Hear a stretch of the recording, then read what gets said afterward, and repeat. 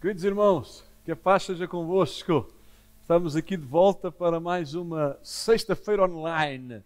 É bom receber-vos aqui em casa, em Algés, e agora poder entrar nas vossas casas com uma palavra de Deus para vós. Hoje vamos encerrar esta série de meditações, de estudos bíblicos que temos andado a fazer sobre o Espírito Santo, sobre a sua ação, sobre a sua manifestação, descrevendo aquilo que deve ser o nosso culto. Ou se quiserem, o culto pentecostal, o culto dirigido pelo Espírito Santo, o culto onde o Espírito de Deus tem a primazia. Cada vez que nós nos reunimos para celebrar, para louvar a Deus, quais é que devem ser as características do nosso culto? É isso que eu gostava de ver convosco de forma simples nesta noite. Olha, um culto pentecostal é o culto onde o Espírito Santo é derramado com abundância. Eu creio nisso. É um culto onde o Espírito se manifesta com abundância, onde os crentes são cheios do Espírito Santo. Temos andado a falar sobre isso também aos domingos. E, por exemplo, lá em Atos 4:31 diz: e tendo eles orado, moveu-se o lugar onde estavam reunidos e todos foram cheios do Espírito Santo e anunciavam com ousadia a palavra de Deus. Então, quando nós nos reunimos, quando estamos juntos para celebrar a Deus, deve ser normal que o Espírito Santo seja derramado entre nós e tenha liberdade para agir. Então é um culto onde o Espírito Santo é derramado. É um culto também onde o sobrenatural de Deus se deve manifestar. Tem sido isto que eu tenho querido transmitir para os irmãos ao longo destes 3 meses de meditações, de desafio. É que nós precisamos de um culto, precisamos cultuar a Deus, precisamos juntar-nos para cultuar a Deus num tempo, num espaço onde o sobrenatural do Senhor se manifeste. Necessitamos que Deus se manifeste entre nós. O apóstolo Paulo fala muito disso quando nos ajuntemos. Se temos um salmo, temos doutrina, temos revelação, língua, interpretação, etc. Deve haver manifestação de Deus entre nós, onde os milagres e as maravilhas acontecem.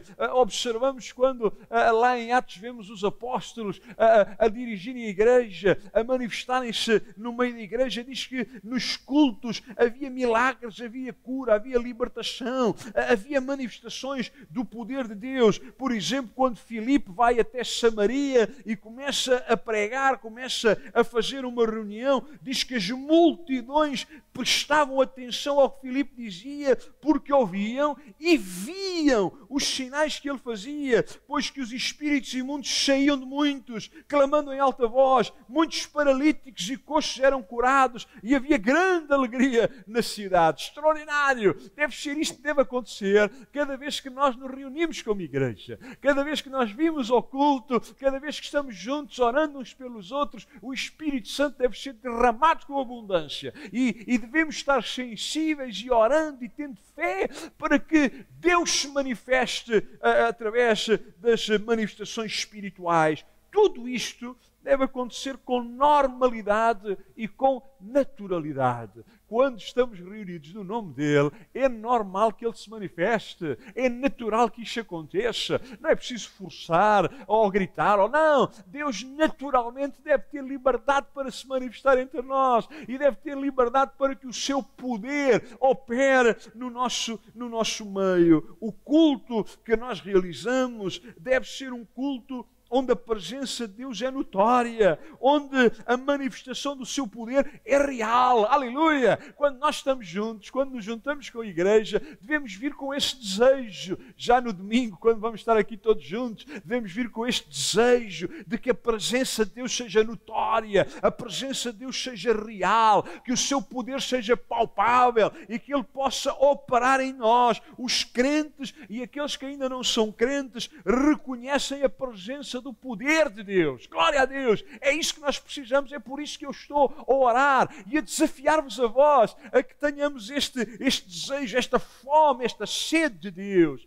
Um culto espiritual, um culto pentecostal, é um culto onde o Espírito Santo tem total liberdade. Nós desejamos que o Espírito Santo seja o Senhor do culto. Desejamos que Ele tenha liberdade entre nós. Não deve ser um tempo ritualista, formal, mas dirigido, inspirado, aberto à obra do Espírito Santo. Claro, nós preparamos e devemos preparar-nos e preparamos-nos bem, mas devemos estar sensíveis a deixar que seja o Espírito a dirigir, o Espírito a orientar, o Espírito a falar, o Espírito a manifestar-se. O Espírito deve ter liberdade para operar entre nós, deve ter liberdade para se manifestar, deve ter liberdade para dirigir o nosso culto ao Senhor. Um culto pentecostal é um culto participativo, em que todos têm lugar, onde todos participam. Nós não vimos ao culto só para assistir, para estar a observar. Não, o culto não é uma peça de teatro ou um filme de cinema. Não, o culto é feito por todos nós. Aí em casa não assistas só, dá um glória a Deus, dá um amém, dá um aleluia, ora com a tua família,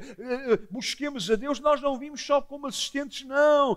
Nós participamos ativamente no culto, participamos ministrando a Deus, ou seja, trazendo o nosso culto a Deus, a nossa adoração a Deus, o nosso louvor a Deus. Quando estamos no culto, não estamos lá só recebendo, estamos dando ao Senhor a nossa adoração, o nosso louvor, o nosso culto. Por outro lado, também ministramos uns aos outros. A Bíblia encoraja-nos e anima-nos a orarmos uns pelos outros, a intercedermos uns pelos outros, a cuidarmos uns dos outros. Então, quando estamos no culto, estamos servindo e celebrando a Deus e estamos servindo-nos uns aos outros.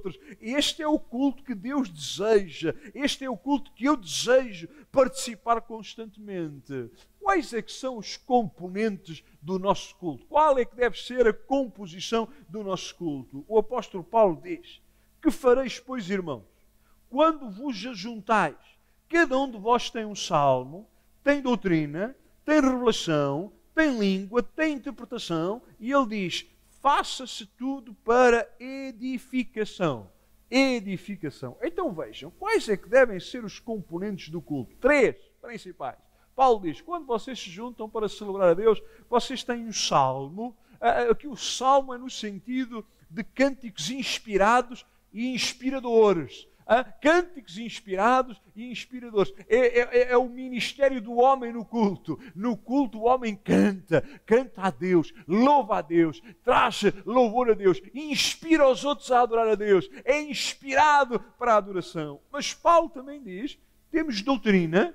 Não vimos ao culto só para cantar, de forma alguma. Também no culto deve haver doutrina, ou seja, deve haver o ministério da palavra, da exposição das Escrituras, do ensino da palavra de Deus. Se o cântico é um ministério do homem, agora temos o ministério da palavra viva de Deus, da palavra de Deus. Quando estamos no culto, tem que haver lugar, espaço abrangente para que a palavra de Deus seja ensinada. Alguns pensam que nós não damos valor à palavra. Não, de forma alguma. Um verdadeiro crente pentecostal ama as Escrituras, ama a palavra de Deus, ama a revelação de Deus, ama conhecer as Escrituras. Então no nosso culto tem tempo para celebrarmos e adorarmos a Deus, mas também para as Escrituras. Mas Paulo diz que há um terceiro componente. Diz que temos que ter revelação, língua, interpretação, ou seja, a manifestação dos dons espirituais, a manifestação do Espírito Santo entre nós. O louvor trazemos nós a Deus, a palavra está aqui conosco e temos que deixar que o Espírito depois possa confirmar a palavra com sinais, com prodígios, com maravilhas. Isto torna o culto harmonioso, equilibrado, alegre. Nossa, o culto deve ser cheio de alegria, deve ser cheio de gozo, deve ser cheio de satisfação. Torna o culto espiritual e edificativo. Saímos do culto edificados, fortalecidos no Senhor. Quais devem ser as ênfases do nosso culto? O apóstolo Paulo escreve: e não vos embriagueis com o vinho em que há contenda, mas vejam o que ele diz: mas enchei-vos do Espírito, falando entre vós com salmos, com hinos, com cânticos espirituais, cantando e salmodiando ao Senhor no vosso coração. Então, o culto deve ter uma ênfase própria na adoração. Nós vimos adorar a Deus, nós vimos trazer louvor a Deus,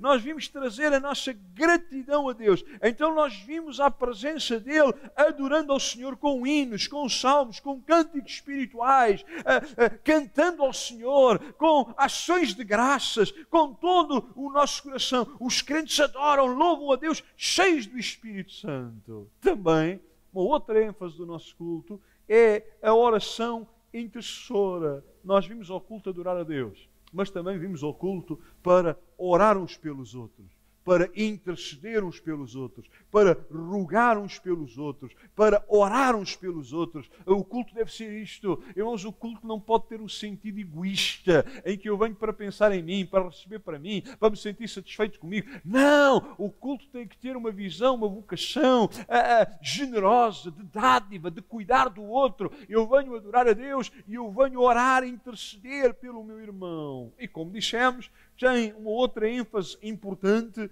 que está na doutrina, na exortação, no ensino. A Bíblia diz que eles perseveravam na doutrina dos apóstolos, na comunhão, no partir do pão e nas orações. O ensino é fundamental, é indispensável, deve trazer grande satisfação ao nosso coração. É o pão para a nossa alma, é o alimento para a nossa alma. Então nós louvamos a Deus, nós oramos uns pelos outros e nós alimentamos-nos das Escrituras. E qual é o objetivo do culto pentecostal? Qual é o objetivo do culto? O objetivo deve ser a edificação. Tudo o que se faz no culto deve edificar a todos. Devemos sentir-nos edificados, devemos sentir-nos construídos, devemos sentir-nos ajudados, animados. Tudo o que acontece no culto deve edificar os crentes, deve edificar a igreja, deve edificar a minha vida, deve edificar cada família, cada irmão que está reunido, deve sentir-se construído, trabalhado por Deus. Mais um tijolo deve ser acrescentado na nossa construção. Ainda não está terminada. A obra que Ele começou em nós não está ainda perfeita, nem está terminada. Ele está a aperfeiçoá-la e está a terminá-la. Então, quando vimos ao culto, quando tudo isto acontece, o objetivo é sermos edificados. Paulo diz, faça-se tudo para edificação. Tudo o quê? Olha, quando cantamos e louvamos a Deus, deve ser para edificação. Quando oramos uns pelos outros, deve ser para edificação. Quando os dons espirituais se manifestam, tem que ser para edificação, não para confusão. Quando a palavra de Deus é ensinada, quando ela é pregada, quando ela é explicada, deve ser para edificar a igreja, para fortalecer a igreja de Jesus. E deixem-me deixar uma última nota que me parece importante. Falando das características do culto pentecostal, há duas características importantes. É que tudo o que fazemos deve ser feito com decência. Paulo diz, mas faça-se tudo decentemente e com ordem. O culto não é uma balbúrdia, o culto não é a praça, não é um mercado, de forma alguma. O culto é um espaço de decência, de equilíbrio, não de rigidez, porque o Espírito tem liberdade para agir entre nós, mas é um espaço em que Deus trabalha com a decência e diz também com ordem. Paulo diz que Deus não é um Deus de confusão, senão de paz, como em todas as igrejas dos santos, com ordem, há organização, não é de qualquer maneira, não é de qualquer forma, há uma ordem, uma direção de Deus sobre as nossas vidas. Quando estamos a dizer que o Espírito tem liberdade, devemos lembrar-nos que Deus tudo o que faz é com ordem, até a criação que Ele fez tudo com ordem, de forma equilibrada, não para trazer confusão, como Paulo diz, Deus não é Deus de confusão. Onde há confusão, normalmente é porque o Senhor não está lá. Nós precisamos